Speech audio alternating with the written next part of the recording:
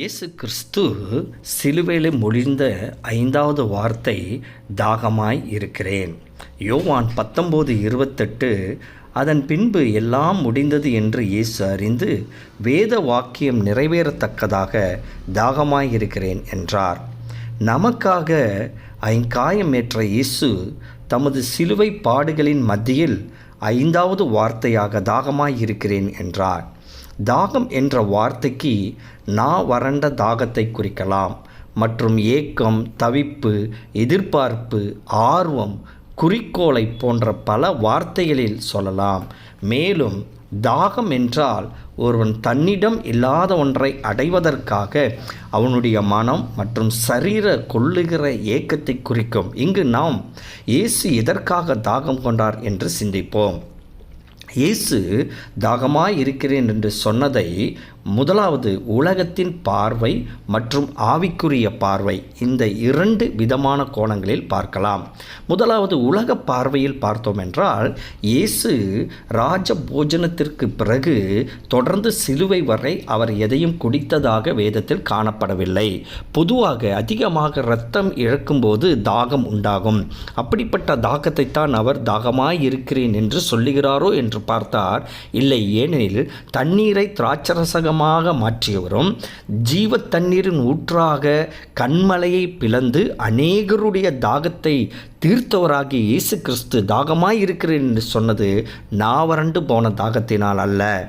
ஆவிக்குரிய பார்வையில் பார்த்தோம் என்றால், என்னிடத்தில் விசுவாசமாய் இருக்கிறவன் ஒரு காலம் தாகமடையான் என்று சொன்னவரும், ஒருவன் தாகமாய் இருந்தால் என்னிடத்தில் வந்து பானம் பண்ண கடவன், என்னிடத்தில் விசுவாசிக்கிறவன் உள்ளத்திலிருந்து ஜீவ தண்ணீருள்ள நதிகள் ஓடும் என்றவரும், நான் கொடுக்கும் நித்திய ஜீவ காலமாய் ஊறுகிற நீரூற்றான ஜீவ தண்ணீரை குடிக்கிறவன் அவனுக்கோ ஒரு காலம் தாகம் உண்டாகாது என்று சொன்னவர் தாகமாய் இருக்கிறேன் என்று சொன்னது தன்னுடைய ஆவிக்குரிய ஆத்தும தாகங்களை குறித்த பாரம். இயேசு காணப்பட்ட உண்மையான தாகங்கள் சிலவற்றை பார்ப்போம். இயேசுவிடம் காணப்பட்ட உண்மையான தாகங்கள் சிலவற்றை பார்ப்போம். இயேசு இந்த உலகம் பிசாசின் பிடியிலிருந்து மீட்படைய வேண்டும் என்று தாகமாய் இருந்தார். 2வது, பிதாவின் நீதியையும் சித்தத்தையும் செய்ய தாகமுள்ளவராக இருந்தார். 3வது, மனுகுலத்தின் பாவத்தினின்று ரட்சிக்கும்படி அவர் தாகமுள்ளமாக இருந்தார். 4வது, மனுகுலம் ரட்சிப்படைவதற்கு மீட்பின் வழியாக தமது கடைசி சொட்டு இரத்தத்தையும் சிந்தும்படி அவர் தாகம் கொண்டவராக இருந்தார். பரலோக மகிமையில் தம் பிள்ளைகள் பங்கடைய வேண்டுமென்று தாகம் கொண்டவராக இருந்தார். தேசம் பரிசுத்தமடைய வேண்டுமென்று தாகம் கொண்டவராக இருந்தார். அழிந்து போகிற ஆத்துமாக்கள் அழியாமையை தரித்து கொள்ள வேண்டுமென்று தாகம் கொண்டவராக இருந்தார். தேவனுடைய நீதி தன்னிடமிருந்து புறப்பட்டு அநேகரை நன்மையாக மாற வேண்டுமென்று அவர் தாகம் கொண்டார். தேசத்து ஜனங்கள் தன்னிடத்தில் பிதாவிடத்திலும் அன்போடு இருந்து பிறரிடத்திலும் அன்பாய் இருக்க வேண்டுமென்று அன்பில் தாகம் கொண்டார். சிலுவையில் மதில் பேசி இந்த வசனத்தை 2 விதமாக பிரித்து தியானிக்கலாம். முதலாவது, அதன் பின்பு எல்லாம் முடிந்தது என்று இயேசு அறிந்து என்று சொல்லப்பட்டிருக்கிறது. 2வதாக, வேத வாக்கியம் நிறைவேறத்தக்கதாக தாகமாய் இருக்கிறேன் என்றால் இந்த 2 காரியங்களை நாம் 2ஆக பிரித்து தியானிக்கலாம். முதலாவது, அதன் பின்பு எல்லாம் முடிந்தது என்று இயேசு அறிந்து. அதன் பின்பு என்றால் என்ன? இயேசு சிலுவையில் சுமந்த அந்த நேரத்திலும் பரலோகத்தின் படிக்கட்டுகளாக இருக்கிறதும் ஒவ்வொரு மனிதனும் கண்டிப்பாக கடைப்பிடிக்க வேண்டியதுமான சில சத்தியங்களை செயல் விளக்கமாக சொல்லி கொடுத்த பின்பு எல்லாம் முடிந்தது என்று அறிந்து தாகமாய் இருக்கிறேன் என்று சொல்லுகிறார். பிதாவே இவர்களுக்கு மன்னியும், தாங்கள் செய்கிறது இன்னதென்று அறியாதிருக்கிறார்கள் என்று சொல்லி தாகமாய் இருக்கிறேன் என்று சொல்லுகிறார்.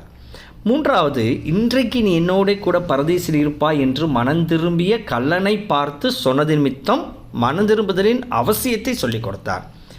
4வது, ஸ்திரீயே இதோ உன் மகன் என்று யோவானிடம் இதோ உன் தாய் என்று சொன்னது நிமித்தம் தாய் தந்தையாரின் கனப்படுத்தி பாதுகாப்பதின் அவசியத்தை சொல்லிக் கொடுத்தார். என் தேவனே ஏன் என்னை கைவிட்டு என்று கதறிய மூலம் பிதாவின் பார்வை ஒரு நிமிடம் கூட நம்மை விட்டு மறைக்கப்படாமல் இருக்க வேண்டும் என்பதின் அவசியத்தை சொல்லிக் கொடுத்தார்.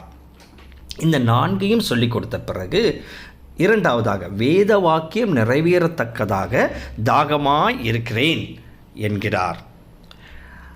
உலகம் தோன்றியது முதல் உண்டான பிதாவின் உக்கிரத்தின் பாத்திரத்தை வாங்கி தம்மேல் ஏற்றுக்கொண்ட பிதாவின் சித்தத்தை நிறைவேற்றும்படி தாகமாய் இருக்கிறேன் என்று சொல்கிறார்.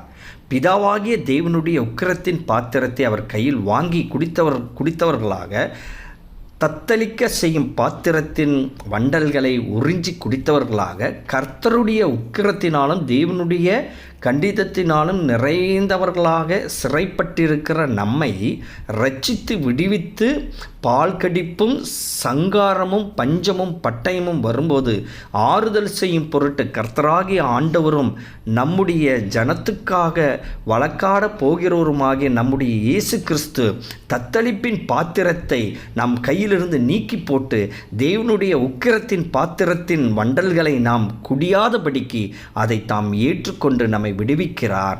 இதை பற்றி தான் மத்தேயு 26:30, என் பிதாவே, இந்த பாத்திரம் நான் பானம் பண்ணானொழிய இது என்னை விட்டு நீங்க கூடுவதாகில் உம்முடைய சித்தத்தின்படி ஆக கடவுது என்றார். நாம் தேவனால் இவ்விதமாய் ரட்சிக்கப்பட்டவர்களாக இருக்கிறோம் என்பதை விசுவாசித்தால் இயேசுவின் சிலுவை தாகங்களை தீர்க்கிறவர்களாக இருக்கிறோம் என்பதை அறியலாம்.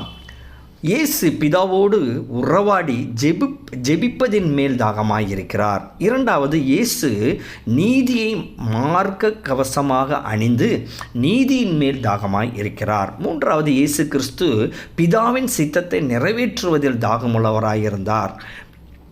நான்காவது, தம்முடையவர்கள் பிதாவோடும் தம்மோடு நிலைத்திருக்க வேண்டும் என்பதில் தாகமுள்ளவராயிருந்தார்.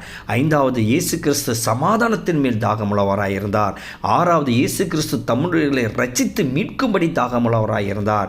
7, இயேசு கிறிஸ்து தம்மை ஏற்றுக்கொண்டவர்களுக்கு நித்திய ஜீவனை கொடுக்கும்படி தாகமுள்ளவராயிருந்தார். 8, இயேசு கிறிஸ்து தம்முடையவர்களை தீமை நின்று காட்கும்படி தாகமுள்ளவராயிருந்தார். 9, ஒருவராகிலும் கைவிடப்படாமல் தமது வருகையில் சேர்க்கப்பட வேண்டும் என்று தாகமுள்ளவராயிருந்தார். இப்படி இயேசுவின் தாகத்திற்கு அளவே இல்லை. தகப்பன் தன்னுடைய நிறைவேறாத ஆசைகளை பிள்ளைகள் மூலம் நிறைவேற்றிக் கொள்வது போல இயேசு கிறிஸ்து எந்த காரணத்திற்காக இந்த பூமிக்கு வந்தாரோ, எவைகளை முழுமையாக நிறைவேற்ற முடியாமல் மனிதர்களால் தடுக்கப்பட்டாரோ, அந்த தம்முடைய தாகங்களை அவருடைய பிள்ளைகளாகிய நம்மை கொண்டு நிறைவேற்ற வேண்டுமென்று எதிர்பார்க்கிறார். நம்மை தேடி வந்த ரட்சித்து தன் ஜீவனை நமக்காக தந்தவரின் தாகங்களை நாம் தீர்க்கும்படியாக நம்மை அவரிடத்தில் ஒப்புக் கொடுப்போமா? ஆமேன், ஆமேன். தாகமாயிருக்கிறேன் என்று இயேசுவின் தாகம் அழிந்து போய் கொண்டிருக்கும் ஆத்துமாக்கள் அவரண்டை வந்து சேரும் வரை அவர் தாகம் தீராது. அவருடைய தாகத்தை தீர்ப்பது நாம் ஒவ்வொருவருடைய கடமை அல்லவா? இன்று இந்த 5வது வார்த்தையை தியானிக்கும் நாம் இயேசு கிறிஸ்துவை போல தேசத்தின் மீட்புக்காக தாகமுற்று இயேசுவின் மகிமையில் பங்களிப்போம். ஆமேன். நாம் எல்லோரும் இந்த வசனத்தை நாம் சேர்ந்து சொல்லலாம். யோவான் 4:14, நான் கொடுக்கும் தண்ணீரை குடிக்கிறவனுக்கோ ஒரு காலம் தாகம் உண்டாகாது. நான் அவனுக்கு கொடுக்கும் தண்ணீரை அவனுக்குள்ளே நித்திய ஜீவகாலமாய் ஊறுகிற ஊற்றாய் இருக்கிறது என்றார். அந்த தாகம் என்ன தாகம்? அநேக தாகங்களை நாம் பார்த்தோம். நம்ம ஆண்டவரோடு ஒப்புரவாகி அவருடைய தாகத்தை தீர்க்கிறவர்களாக நாம் வாழும்போது கர்த்தர் மேன்மையான காரியத்தை செய்வார். இந்த வார்த்தையின் மூலமாக கர்த்தர் உங்களை பலப்படுத்துவார். நாமும் எப்படிப்பட்ட தாகத்தை உடையவர்களாக இந்த உலகத்தில் நாம் வாழ வேண்டும். ஆண்டவருக்காக நாம் பணி செய்ய வேண்டும். ஆண்டவருடைய காரியங்களை நாம் எடுத்து அவருக்காக வாழ்ந்து அவருடைய தாகத்தை நாம் போக்குவோம் என்றால் நாம் நித்திய காலமாக ஆண்டவரோடு இருப்போம் என்பதில் எந்த சந்தேகமும் இல்லை. ஆமேன், ஆமேன்.